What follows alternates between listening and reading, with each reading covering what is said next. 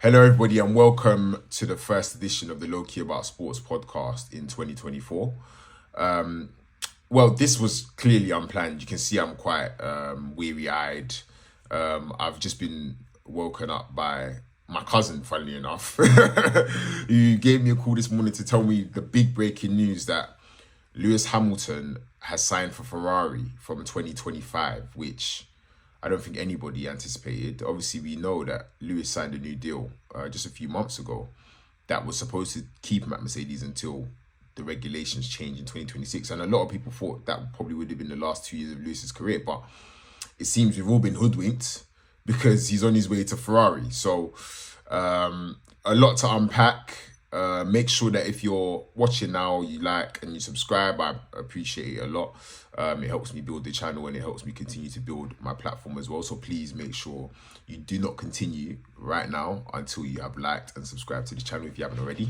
But yeah, without further ado, we'll move on into the video.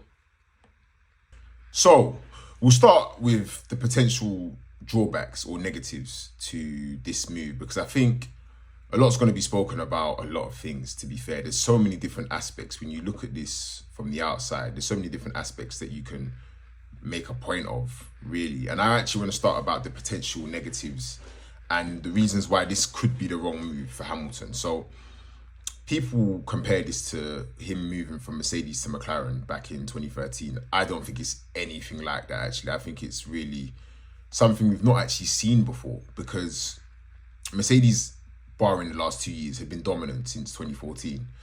And they've proven that they can build championship machinery and cars that can win titles. Ferrari haven't proved that they can do anything except make mistakes. Basically, they've built a few decent cars. 2019, the car was illegal, to be fair. The engine was illegal in 2019. 2022, the beginning of the season, they had the best car, and Leclerc was showing that the car could win races, but reliability was an issue. The car was either blowing up or basically blowing up. You remember the engine failure in Baku. I think he had the spin in France, Leclerc or whatever. There was a few different things, a few elements that didn't let it materialize. And then in the second half of the 2022 season, Verstappen ran away with it. But for Hamilton to make this move at really what is the tail end of his career, it's a big risk. To go and join Leclerc in Ferrari, where I've said loads of times on this platform that I think Leclerc is actually the quickest driver over one lap on the grid. I don't think there's anybody that can actually match him in quali. I think they can match him, but I think he's always got that little edge. He's really, really aggressive in terms of his driving style. So if he's got a car that can stick and he can throw the front end around and the rear kind of stays in place, he can really fight and wrestle the car to pole positions, as we've seen him do in the past. So Hamilton going to join him in effectively his team. Leclerc just signed a new extension, so he is going to Leclerc's team, is a massive, massive risk. And Leclerc is in the prime of his career. He's still getting better, let's say. Hamilton is really at his peak, if not peaked. And the reason why I say peaked is because when you get to a certain age, I think you do lose that element of sharpness, especially in qualifying. Less so in the race. I think you can gain a lot in the race in terms of being more meticulous and being a bit smarter about the way you drive. But in terms of that pure aggression and pure speed, I think you do lose it when you get over a certain age. And Hamilton's going to be 40 by the time he starts with Ferrari next year. So there's a lot of question marks as to how that dynamic is going to work. Historically, with Ferrari, they've always favoured one driver. They've never done something like Mercedes where they'll have two guys fighting it out and they'll happily do that. It's never been that way. Anytime Ferrari has been competitive, you remember back in, it was 2010, Felipe, Fernando is faster. You know, I'll put the clip in here. You listen to it. But okay, so Fernando is faster than you. Can you confirm you understood that message? You remember that. And that was probably the last time, obviously you say Vettel and Leclerc in 2019, but Hamilton basically walked that championship for the most part. Never really a big battle. But in terms of the last time they had somebody contending for a championship, it was Fernando Alonso, and it was only Fernando Alonso that was going to win. There wasn't ever going to be Felipe Massa or Raikkonen beating Alonso. And then obviously you go back to the Schumacher and Barrichello days, it was one-sided. Like, you remember Austria, the title was, if you go back and look at what that season was saying, Schumacher was winning all the races, and still they told him to get out of the way, or told Rubens to get out of the way for him.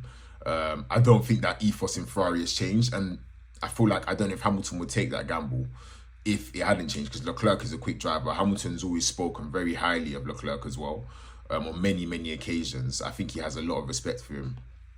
So it'll be interesting to see how the dynamic works. But that is one of the potential drawbacks, because Leclerc could beat Hamilton in qualifying. So I think for me, that's number one. I think Russell is here and there, but I think Leclerc is serious in quali. So that could be one drawback. And obviously, even if you are quicker in the race, if you've got that disadvantage by not being ahead in quali and not starting ahead on the grid, then it could cause a load of problems. But I'm assuming that the relationship between Fred Vasseur and Hamilton, going back to the F2 days, or F3 days, GP3, when because Fred Vasseur actually managed Hamilton and Rosberg, funnily enough, in 2004 and 2005. So they've got a good relationship. So it's going to be interesting to see how that all pans out in terms of the actual working relationship now in Ferrari. Ferrari is a completely different kettle of fish. There's going to be so much pressure on Ferrari to deliver now, because you're getting in a 7-time world champion, and they will potentially and most likely probably have the chance to give him his 8th world championship. Whether or not Mercedes will be in the position to do that is a whole different question, as in this year, 2024. Obviously, Hamilton is seeing something with Mercedes, which maybe he doesn't believe in. I don't know. And I don't know where this has come from, to be honest with you. It's quite random. It's quite out of the blue. So, yeah, we'll have to see how things develop in the next couple of weeks when they speak to the drivers at the unveilings, and whether or not they're going to ask the question. I assume the journalists will have to ask the question. So a lot of this year is going to be about deciphering Lewis Hamilton's thought process in choosing Ferrari for the future, and probably the end of his career as well, funnily enough. Another thing for me, actually, is that will they actually go towards Hamilton in terms of development and driving style? Because they've been working with Leclerc for the last, 6 years? So what is their thoughts in terms of how they're going to plan the direction of the car? Because if Hamilton's just going to jump into a car that's fit for Leclerc, then how is he going to adapt to that to actually compete for a championship straight away? We know Hamilton's one of the most adaptable drivers about. And he can work with a good machine. If you give him a good machine, he can work with it. But Leclerc is a quality driver. I really do rate Leclerc quite highly. And till not long ago, I wouldn't say till not long ago, I think I did actually rate him above Verstappen, because I think he's quicker than Verstappen over one lap. But it's that race pace and the consistency that he needs to get out. Funnily enough, you'll probably learn a lot from Lewis Hamilton, will Charles Leclerc. So it's going to be interesting to see how that plays out. But the way that the car will suit the two drivers, will it land on Lewis? Will it land on Charles? These are all the questions that we're going to have to see. And I'm sure it's something that Hamilton has taken into consideration, because otherwise it would just seem like, I'd say, an uncalculated move. I wouldn't say silly move, because in Formula 1, you never know what's going to happen. Somebody could turn up this year with the quickest car. Look at what McLaren did just in terms of development in the second half of last season. So it's going to be interesting to see how that plays out. But I want to move on to the positives, because there are a lot of potential benefits of Hamilton moving to Ferrari. And I'm actually going to start on maybe off the track in terms of diversity, because culture is one thing about Ferrari that has never really changed. They're quite old-fashioned. They do things very differently to all the other teams. All the other teams are based mainly in Great Britain, in the UK, whereas Ferrari obviously based out of Maranello in Italy. So they're very old-fashioned. Italy, a bit questionable in terms of, things like race and inclusion and diversity. Ferrari don't have much or any diversity, really. So Hamilton is definitely going to try and leave his mark on that team in more ways than just the track, and he will.